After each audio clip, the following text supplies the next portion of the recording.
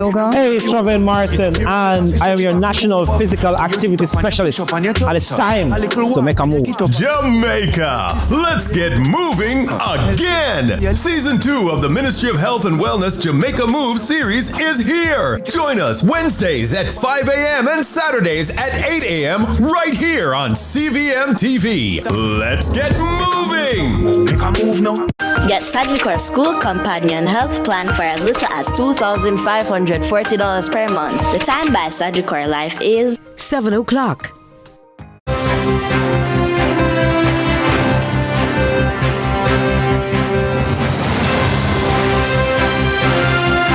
Tonight in CVM News at 7. No witch hunt. Opposition and civil society support IC referral to FID. Barita Bay residents continue to demand by-election, and brothers die in suspected drowning. Also this evening, Barita donates millions to education. In the business report, the markets. While in sports, Professional Football Jamaica Limited CEO reviews Week 1 of Jamaica Premier League.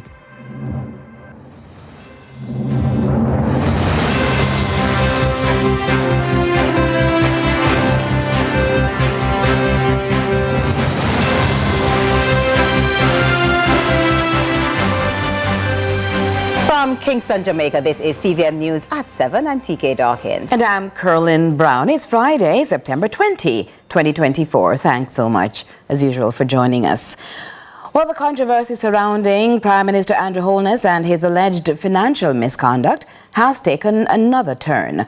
While some members of the government have dismissed the ongoing investigation as a witch hunt, others are taking a different stance. In this update, we hear from Principal Director of the National Integrity Action, Danielle Archer, who challenges these claims, alongside another from civil society and the opposition People's National Party, the PNP.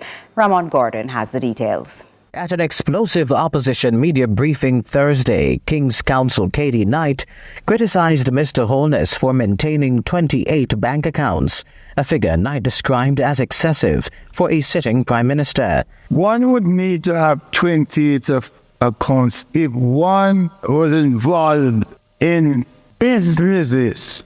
You can't run a country and run private business at the same time. It's one or the other. Knight was commenting on broader issues about the Prime Minister's financials, which have recently come to the fore among allegations in the Integrity Commission's latest report to Parliament. One such allegation is a potential conflict of interest, where Holness is accused of appointing his business partner as chair of two public bodies under his jurisdiction. The report raises significant issues. I believe the inquiry of the FID must look at money laundering as well and conspiracy. The Integrity Commission has faced pushback from some interest groups following its referral to the FID and the TAJ concerning millions in transactions and a $94,000 bond.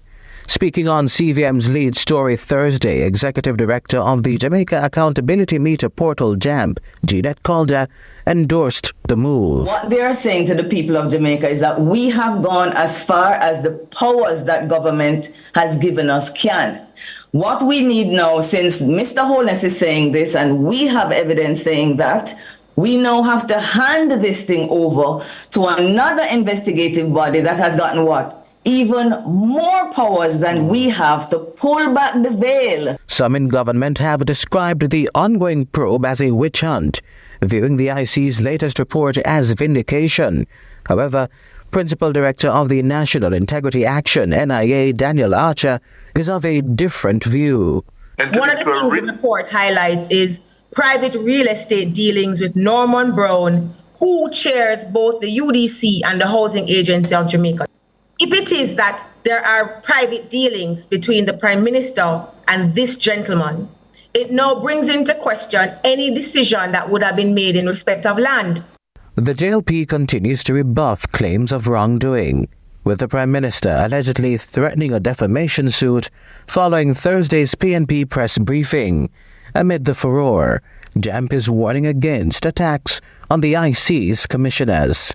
The government of Jamaica has done an amazing job, I think, in picking the people, regardless of what others have tried to make others believe. Just go and look at who are the 5 commissioners and how they have served this country. There's not one taint. Let the process go to its natural end. You were a part of designing this process. Let it be finished so that we can clear you good and proper. Ramon Gordon for CVM News.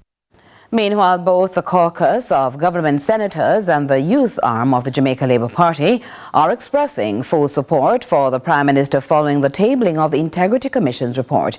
Here's more from Britannia Whittle. The Government Senate caucus has publicly reaffirmed its unwavering support for Prime Minister Andrew Holness in light of the recent Integrity Commission report. In a statement, the caucus emphasized that after an extensive investigation, including the engagement of an internal forensic accountant, the commission concluded there was no evidence of unlawful or unethical conduct by Dr. Holness. The release, which states, "We're fully confident in Prime Minister Andrew Holness's integrity," follows the People's National Party's call for the Prime Minister's resignation. The call was met with equal pushback from the JLP spokesperson Juliet Cuthbert-Flynn as she called for the resignations of opposition leader Mark Golding and opposition spokesperson on national security Peter Bunting. The statement on behalf of the 13 government senators was issued under the name of government leader in the upper house of Parliament, Kamina Johnson-Smith. Meanwhile, youth arm of the JLP, the Young Jamaicans, have also reiterated their support for the Prime Minister, calling on the Integrity Commission to end what they say is an unlawful referral recommendation and urge that it swiftly certifies the Prime Minister's statutory declarations.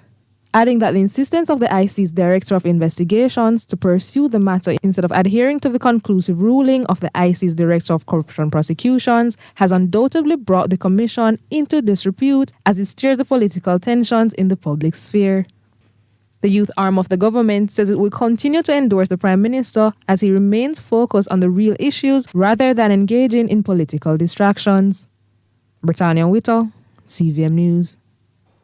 Pressure is mounting in St. Thomas with continued protests outside the municipal offices as residents demand an overdue by-election in the Morant Bay division following the death of their councillor. The locals insist their mayor should facilitate the election process amid the recent announcement of a by-election in Northeast St. Anne after that MP, Marcia Smith, resigned with immediate effect. Courtney Lewis has more.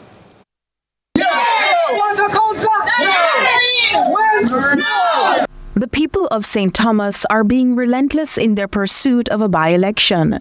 This time, they're criticizing their mayor and the government for not heeding their call for representation. What we are experiencing in Morant Bay Division is a very dark day. When we have a situation where an act of parliament, something that is entrenched in the constitution, which would have given clear instructions that the mayor should have called the by-election within a 3-month period, and they have circumvented that and gone around it, it is sending a bad message to us as a nation that our laws don't mean anything.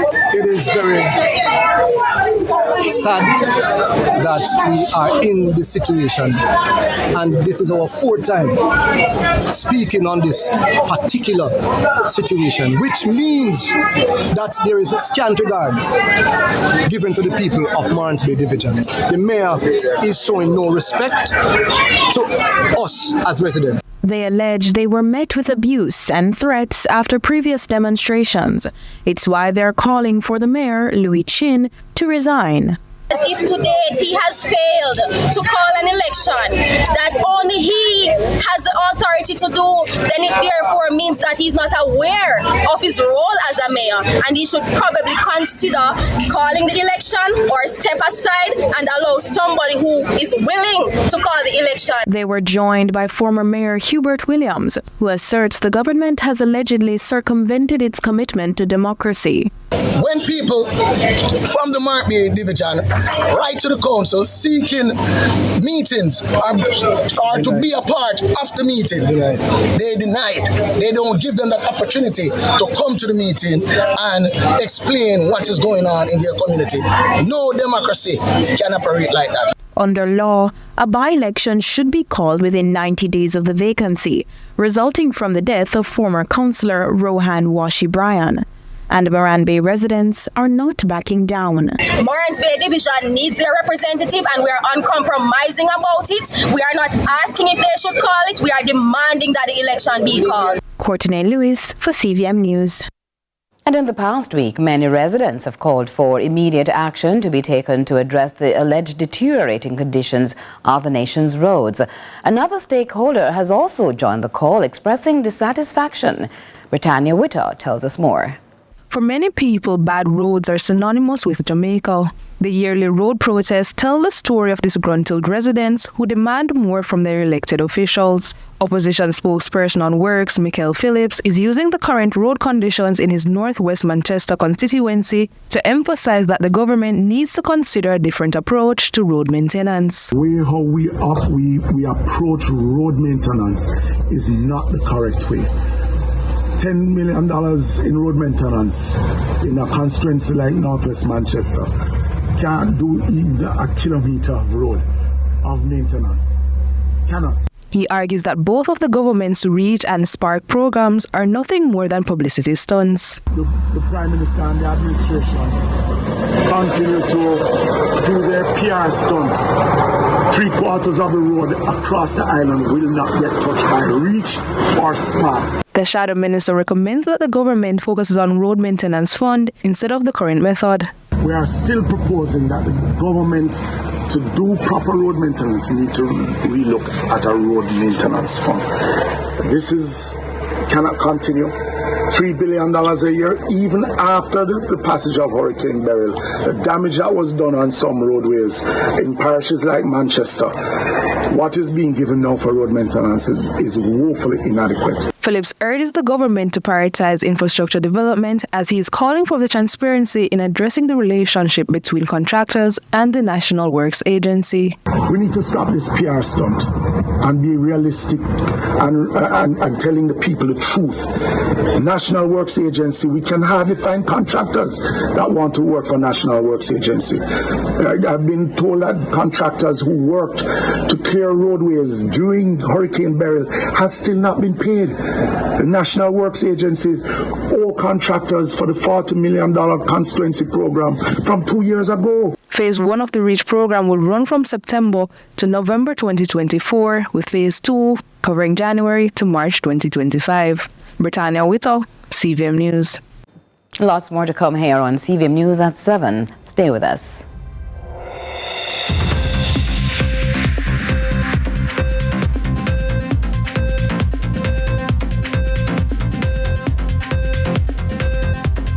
It's you! Come and pick up your order. Oh, okay.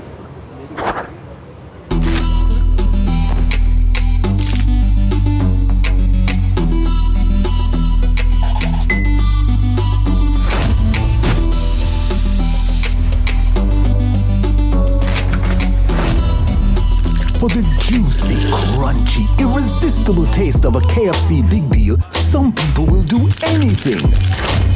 Tell your family and friend them abroad.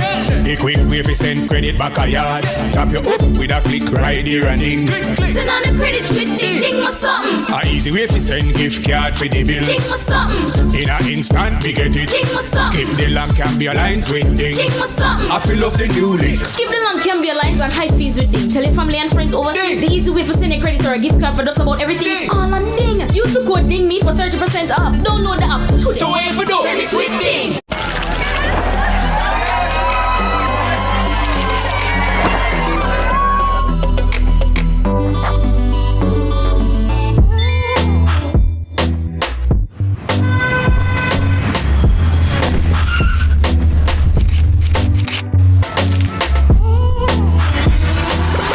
Juicy, crunchy, irresistible taste of a KFC Big Deal, some people will do anything. KFC, it's finger licking good.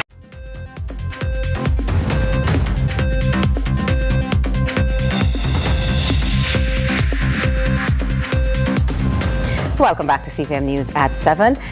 In Portland, a family has since Thursday been plunged into mourning following a suspected drowning incident that claimed 2 brothers. Rescuers say the men were found hugging before being fished from the water. Locals have, however, shared a warning to prevent future grief. Nika Lewis reports.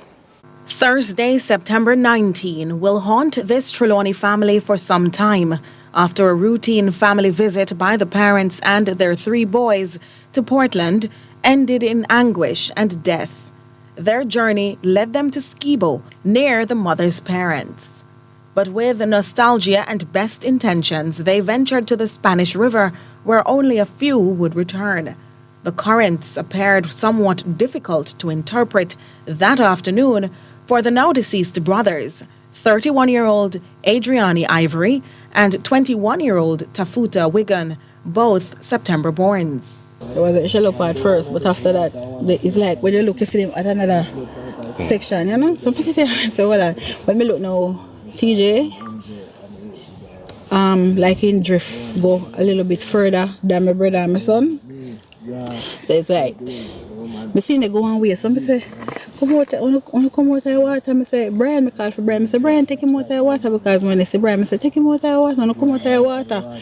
But it's like, him, let's say, I see him come out of the water, and like he start cry, like he say he feel weak, or his body freeze up or something like that. I say, my son go up, and the other big one, like go half of him. So when he go half of him now, I don't know what take place underneath the water, I can't see, but I see the 2 of them go down, and then they come up back and run off. We go to the river, me and them I say, 2 people get drowned. So I ask where them did, them I say them under the water, so same time I could do nothing more and take off my shirt, chuck off in the water and start searching them. Same time we find one, me and my brother take him out.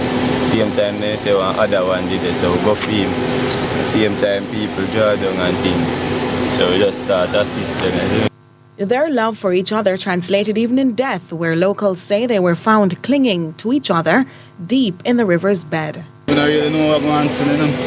I hear me say them are doing and they want one glass, so I just stuff my glass over my head. And go out there, when I go out there, I tell me say they are in the water. So I said, I'm not even each, we just go out there fast and go down there. I look and see 2 of them side and side and the water. 3 deep, just have to take out one of them bus, and the other people them go help me draw them out. And I say one more in this, so I saw me go in there and draw them out, but then you have to come out still, you know. Because the water deep. The divers were, however, challenged by gravity and the weight of the bodies. Yeah, man, they're heavy if you come out, man, because they're far down there, isn't it? So we have to draw them out and take them out, man. What was the current like in the water, or what was current? A normal body water, man, but it's just deep, isn't it? Flat water, see. More than one somebody die out there, and people from all about always come into the river. So that river needs some more protection, like bodyguard or stuff like that. People can't just come again and come chuck off into the water. No. Because we have to save too much people. We save people out there how much is time in the blood that come out their mouth and them nose, you know. It's just, we don't know how them one are dead today. The Portland police also visited the scene following the tragedy. Nika Lewis, CVM News. You know, it's said every person is king in his own home, but sometimes even a king needs a wise counsel to move beyond torrid times. A story now from our newsroom that begs lawful and responsible intervention.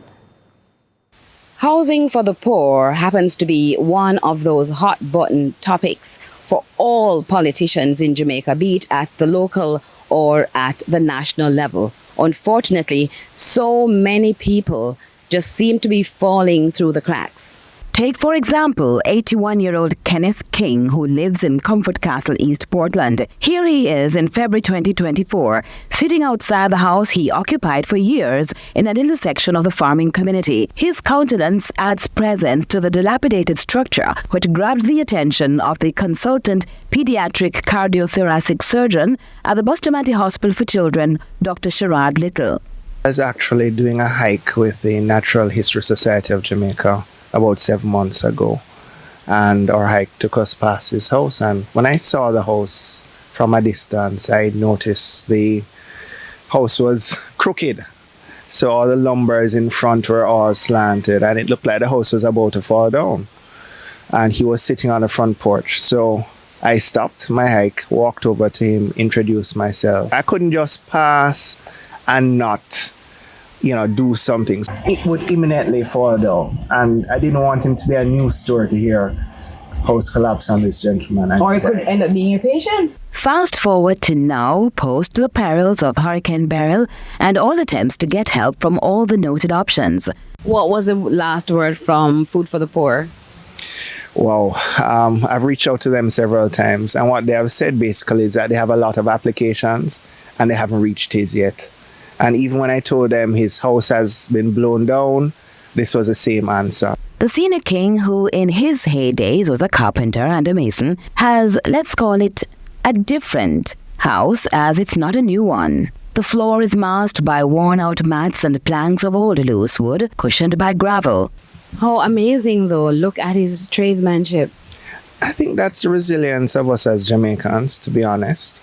He used a material from the old house, which was falling down, to make something smaller, but a little more sturdy right now. It is far from ideal, but he's not going to sit out in the open and not do anything. So he used his skills to build what he can. And I think if he gets a little help, even if it's the material to build his house, I'm sure that he can come up with the labor and put something more permanent in place that will withstand the elements. Imagine this. Not only did Mr. King rehash his safe haven with the help of two others, but even in his state of poverty, he extended his place of abode to accommodate an old friend, 82-year-old Wesley Clark, who had no roof over his head. Stay with us for the business segment after this.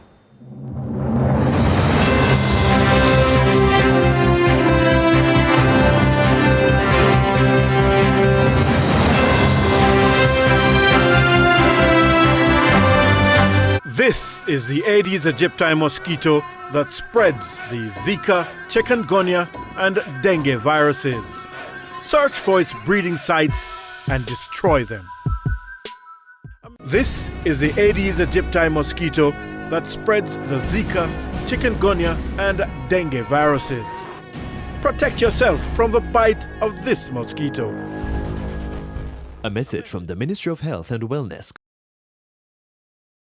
Yeah man, make some noise because Burger King Double Deal Big 2 is back. The $16.50 you get 2 whole of Burger King combo is a win-win. Big 2 combos, Whopper Junior Cheese with Bacon, American Chicken Sandwich or Big Fish Sandwich combo for only $16.50. Spend one money, win 2 times. Food for me and my party are just for me, cause me hungry right now. Myself and I go hungry later. You see it?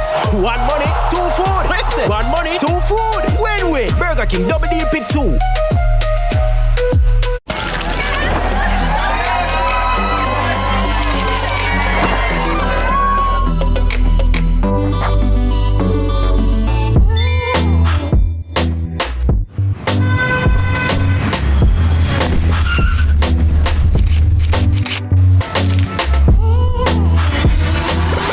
Juicy, crunchy, irresistible taste of a KFC big deal, some people will do anything.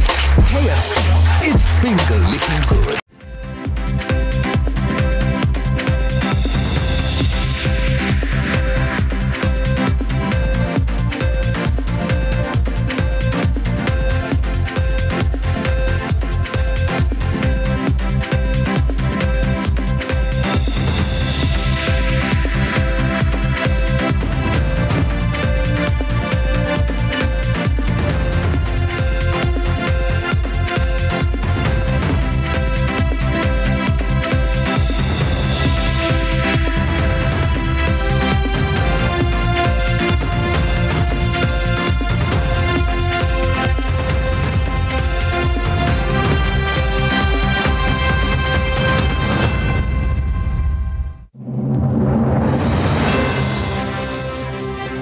And welcome back to Business News. Schools are already in full session, but it's not too late for some added blessings as more entities award scholarships to students and give back island-wide.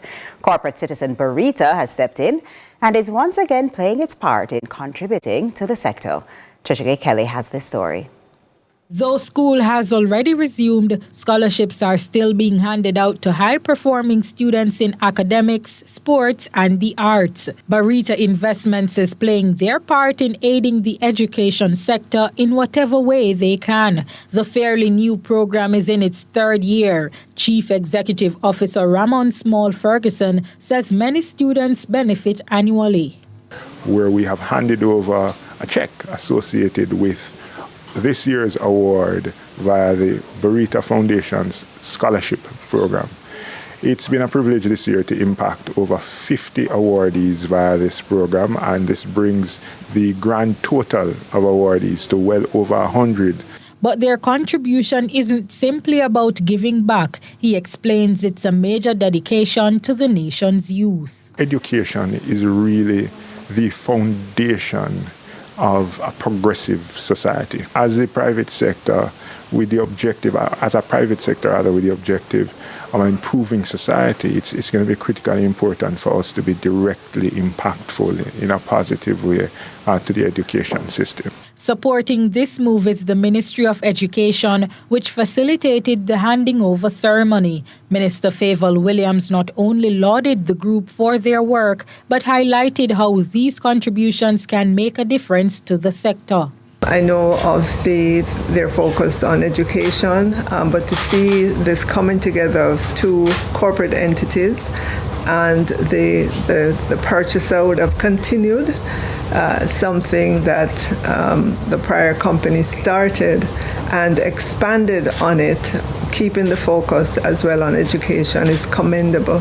It does make a difference. And to the extent that we can support our students through their pursuits, it is just going to be to the betterment of all of us. Approximately $10 million was handed over to the ministry on Wednesday. Trisha Gay Kelly, CVM News. And it's time for another break here. Stay with us.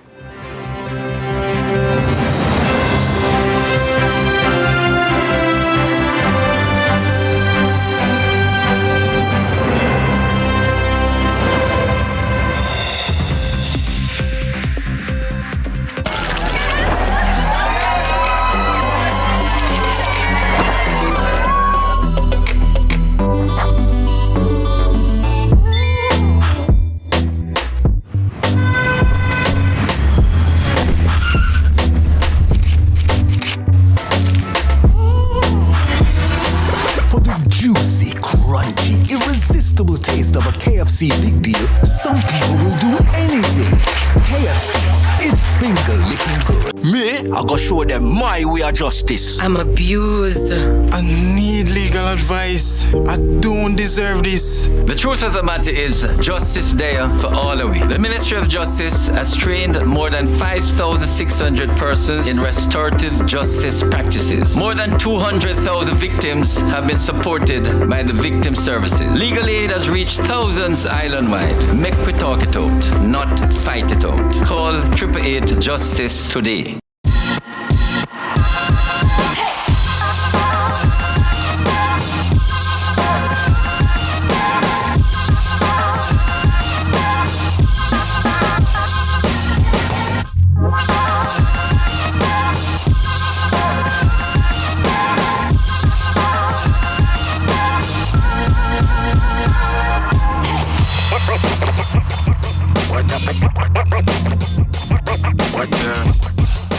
Fan Central Pitside, brought to you by Edgechem, AIM Financial Corporation, Texaco, and Connex.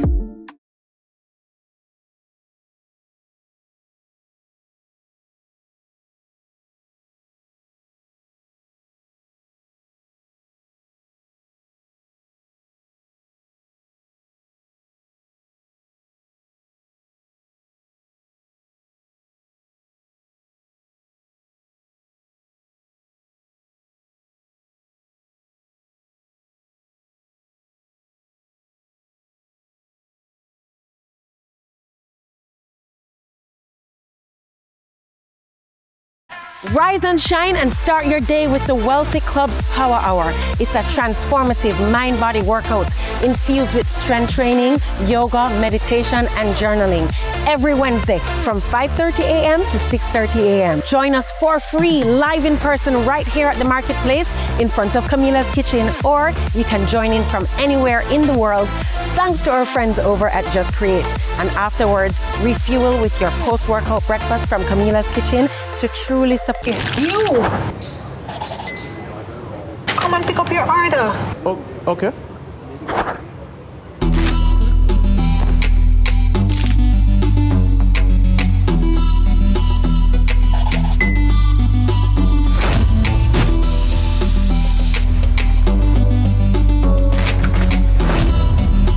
For the juicy, crunchy, irresistible taste of a KFC Big Deal, some people will do anything.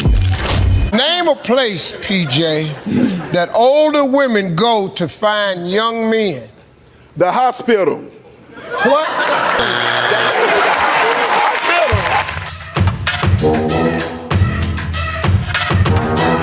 We a big deal when we touch the ground. Yeah, a KFC when we're pulling up. Anything for the taste of a KFC big deal. The time by KFC is...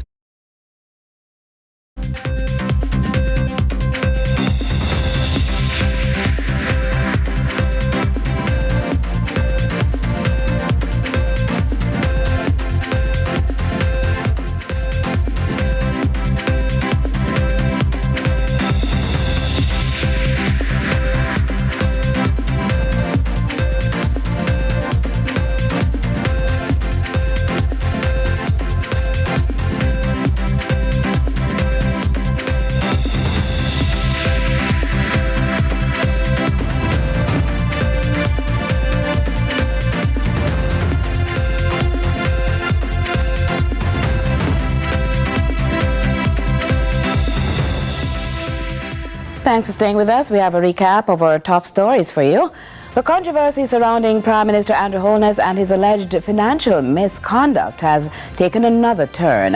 While some members of the government have dismissed the ongoing investigation as a witch hunt, others are taking a different stance. Principal Director of the National Integrity Action, Danielle Archer, is among watchdogs challenging those claims alongside another from civil society and the opposition People's National Party, the PNP. Meanwhile, both the caucus of government senators and the youth arm of the Jamaica Labour Party are expressing full support for the Prime Minister following the tabling of the Integrity Commission's report.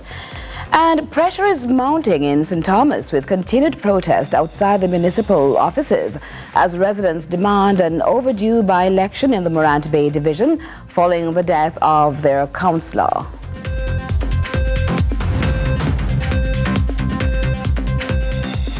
Let's see now what's happening on social media. So, what's trending in our local social media spaces? Prime Minister Andrew Holness is taking legal action against the members of the People's National Party. This comes after comments made about the Prime Minister and the JLP leader during a media conference earlier this week. Holness's attorneys have been instructed to move forward with the legal process. Here are some of your reactions. At Lara Dev asks, what can go so? At Albert Blackwood 7 writes, we need to take out a suit against him. At Shamilia shares, anybody can sue if they feel they have a case. The courts will decide. Let's try to be impartial. At Nardia Sassy Diva comments, poor Andrew, you can't sue anyone over public knowledge. All the PNP did was speak about what was in the report, which is on the IC website. At Marie24D adds, desperate times call for desperate measures. Go ahead, we really need to hear you explain in court how you were defamed. As KD said, start packing. At Possibility Boss posts, look for when you start sue them. Never late. Time to fight back. And that's what's trending online today. Continue to share your thoughts with us on X at CVM TV and CVM_television on Instagram. I'm Ronaldo Adams. Thanks, Ronaldo. Let's get regional and international news now.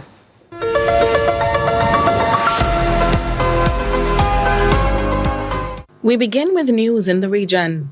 In Belize, authorities have ruled out police abuse in the death of 26-year-old Danielle Cal, whose family claimed he was beaten while in custody. Last week, Cal was caught with a stolen motorcycle and detained at the Belmopan police station. However, before he could have been charged, he began to suffer seizures and was taken by police to the Western Regional Hospital. More from Love FM. The National Forensic Service had requested that